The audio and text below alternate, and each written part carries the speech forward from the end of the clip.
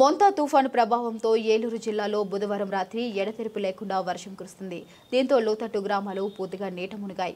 కుండపోతగా వర్షం కురవడంతో వాగులు, చెరువులు, నదులు ఉధృతంగా ప్రవహిస్తున్నాయి. జలాశయాలకు భారీగా వరద పొట్టెత్తింది. జంగారెడ్డిగూడెం పట్టణంలో అనేక ప్రాంతాలు నీట మునిగాయి. దీంతో మున్సిపల్ కమిషనర్ నీటిని తొలగించే చర్యలు చేపట్టారు. మొంతా తుఫాను కారణంగా గత 3 రోజులుగా పాఠశాలలకు సెలవులను ఏపీ ప్రభుత్వం ప్రకటించింది.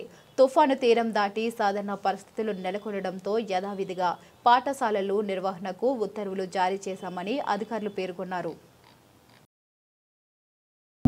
ఏమీ లేదు, కానీ రాత్రి 83.4 మిల్లీమీటర్ల వర్షపాతం నమోదు కావడం వల్ల కాళీప్లేస్లో మరియు డాంగేనగర్లో ఉన్న వర్షపు నీళ్లు మెయిన్ రోడ్లోకి రావడం జరిగింది. అది ఉదయం 5 గంటల నుంచి ప్రారంభించేసి అంతా క్లియర్ చేయడం జరిగింది.